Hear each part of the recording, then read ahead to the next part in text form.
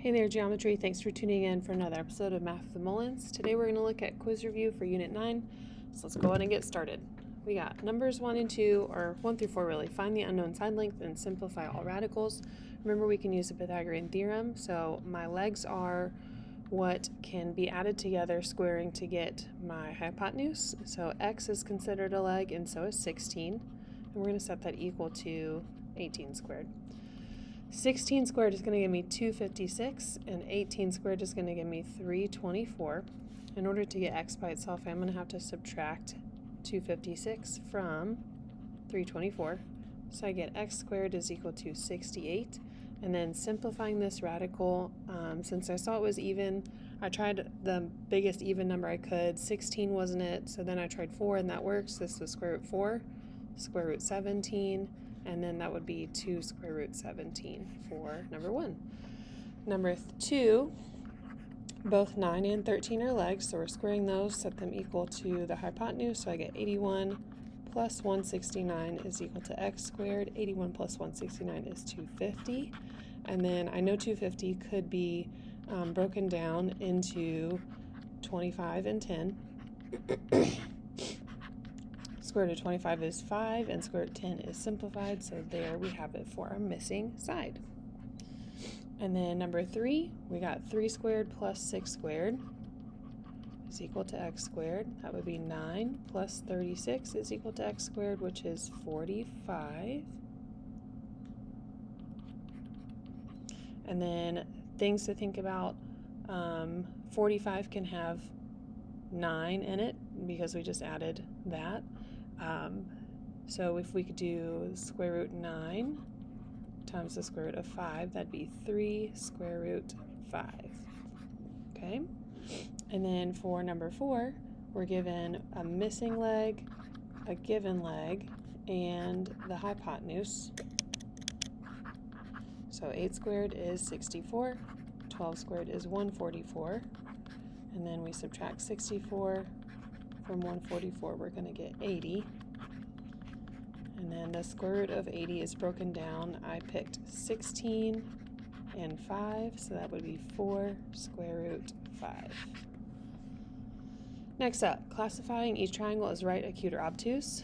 So remember, if we have a squared plus b squared equaling c squared, that's going to be right. If we have a squared plus b squared is greater than c squared, that's acute. And then if a squared plus b squared is less than c squared, that would be your obtuse. So let's go and try them. 7 squared plus 12 squared is what to 15 squared? So that'd be 49 plus 144 is something to 225. 49 plus 144 is going to give me 193. So since 193 is less than 225, we can say that this would be obtuse. Okay. For number 6, we got 10 squared plus 24 squared is what to 26 squared? That'd be 100 plus 576 and then 676. And this one's just showing that it's going to be a right triangle because they are equal. Okay. 7. This one could have been tricky if you didn't realize at the beginning, but if we add 3 plus 7, that needs to be greater than 10, and it is not greater than 10, it's actually equal to 10, so number 7 is actually not a triangle. Okay, and then number 8, we fixed that on our review sheet to give us some new numbers. We're going to find the distances of AB, of BC, and of AC, and then see how that helps us find out what type of triangle it is. So AB can be found by doing 3 minus 5, which is 2, and 1 minus 6, which is 5. 2 squared is 4, 5 squared is 25. So adding those together, we get 29. And then BC is going to be 5 minus 4, which is 1, 6 minus 2, which is 4. So that's 1 plus 16, I'm going to get 17. And then AC, 3 minus 4 is 1, 1 minus 2 is also 1, so 1 plus 1 is 2. You can give decimals to these if you wanted to, just if you're trying to figure out the closest decimal here, but really you didn't need to because if you look at these three sides, this would be A, B, and C. And what we're looking for is to see if they would be equal to each other if we're squaring greater than or less than. So you can take A squared, 1.4 squared, plus B squared, 4.1 squared, and set it blank to your 5.4 squared. And that's just going to give you your numbers right here, 2, 17, and 29. 2 plus 17 is less than 29, so we would say this one is also obtuse. Okay. Number 9 through 14 is when we start our special triangles. So for number 9, we have a 45, 45, 90, which means legs match, so y has to be 10. And then for your hypotenuse in a 45, 45, 90, I just remember that leg times square root 2 because there's two same legs. So that's how I remember what that is. So I don't know how my hypotenuse, that would be x, but I do know my leg is 10, so x is 10 square root 2. Okay, for 30, 60, 90, your hypotenuse is going to be 2 times your leg, but then your long leg is going to be your short leg times the square root of 3. In this case, we know our long leg is 8 square root 3. So I set 8 square root 3 equal to my short leg square root 3. And you're able to see 8 has just replaced the length for your leg.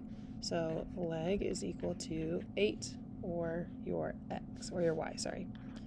And then if y is equal to 8, that means x is just going to be double that because that's the hypotenuse. So 2 times 8 gives us 16. Okay. Number 11, again, we're given hypotenuse in a 30, 60, 90. So y is easy to find. That would just be half of your hypotenuse, which would be 5. And then remember, long leg is equal to your short leg times square root 3. So long leg is unknown, x, but my short leg is 5, so 5 times square root 3 is my long leg. 45, 45, 90 is going to have matching legs, so for letter y, that's also going to be 3 square root 2. And then remember, hypotenuse is going to be leg times square root 2, so x can be equal to 3 square root 2 is my leg, times another square root 2. These square root 2's make square root 4, which is equal to 2, and 3 times 2 is going to give me 6. So x is equal to 6.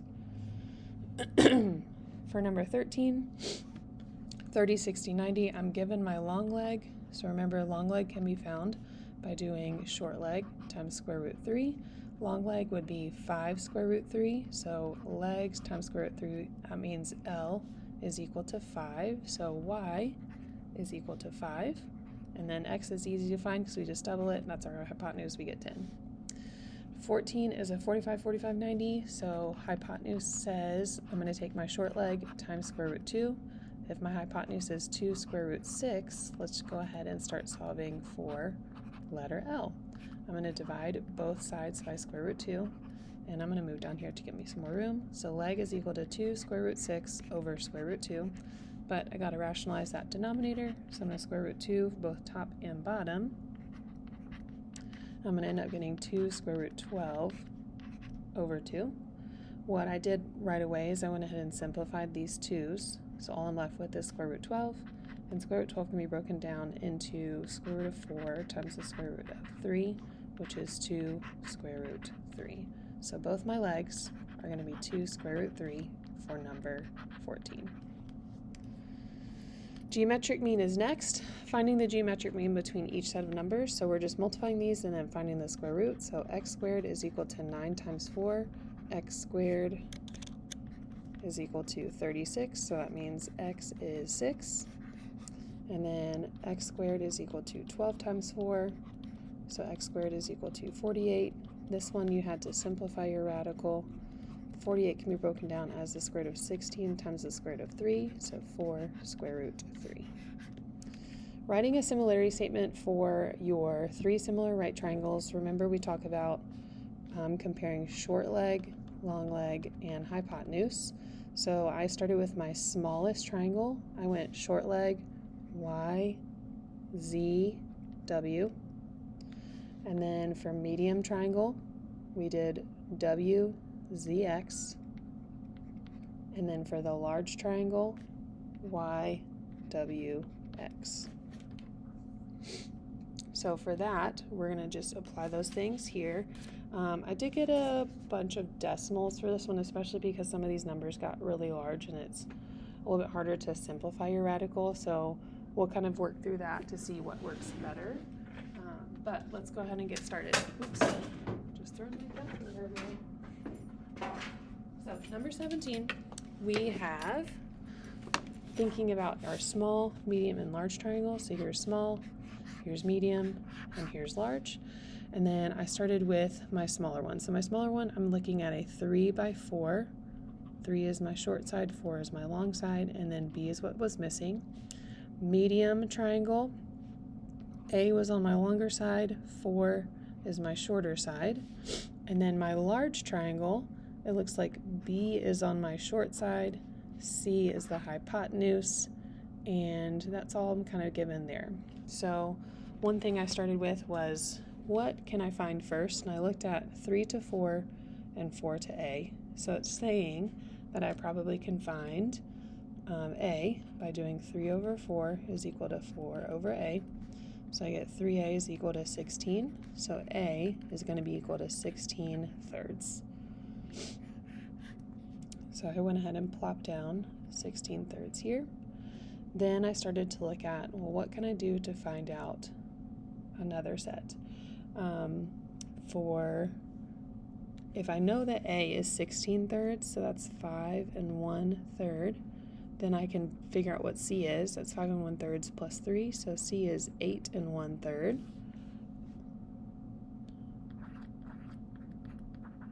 And then that can probably help me with finding letter B. So if you look to C,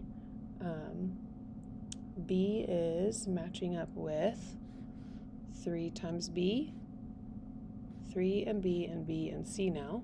So I could say 3 over B is equal to B over 8 1/3, or I can even change that to 25 thirds. And so when I cross multiply, I get B squared is equal to 3 times 25 thirds, which is just 25. So B is equal to 5. Okay. Next up for number 18, again, looking at our small, medium, and large.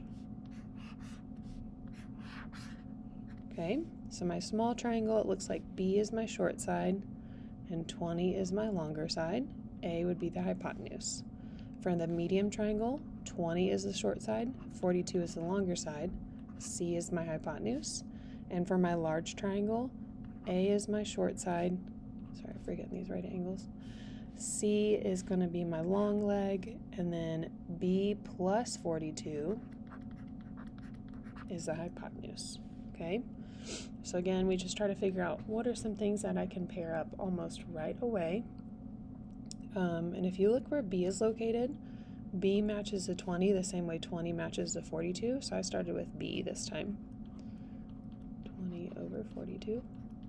So I get 42B is equal to 400. And then when I divide by 42, I'm getting B is equal to 9.5. So I'm going to go and write that here. Okay. Next up, maybe figuring out if we can solve for the letter A. One thing I did for letter A is I found out, okay, now maybe I can take the comparison of plugging in my B over here. So 9.5 plus 42 is going to give me 51.5 for this entire length. So I'm going to cross that out, and now I can compare A, 51.5. So 9.5 over A is equal to A over 51.5. So I cross multiply, I get A squared is equal to that 9.5 times 51.5, and I get 489.25. And then square rooting 489.25, I'm getting 22.1. So A is equal to 22.1. Okay. And then for C, I just used C is to 42 as 51.5 is to C.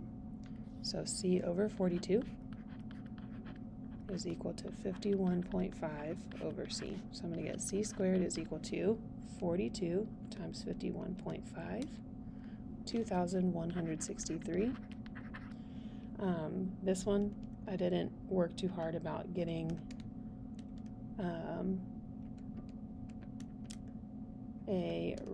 simplifying the radical. So I just took this one and made it your simplified square root with a decimal. So 2,163 square root, I'm getting 46.5. Okay, and then we got one more, just to, again, finishing out here with some geometric mean or drawing some small, medium, and large triangles. Small triangle, my short leg is B, hypotenuse is 7. For my medium triangle, it is showing that my hypotenuse is C and my long leg is A. And then for the large triangle, the short side is 7, long leg is C, and my hypotenuse is 25. So again, just trying to figure out what are some things I can find right away. It looks like I can do B first, so I did B over 7 is equal to 7 over 25. So I got 25B is equal to 49, and again, this is going to get us a decimal. B is going to be about 1.96 because we're doing 49 divided by 25. Next, what we can do is maybe see if we can find A, and if A is not possible yet, we can, actually it is, because B is 1.96. So I'm just going to take away 25 minus 1.96, and I'm getting 23.04 for letter A. So 23.04, and now I can use that to help me find C.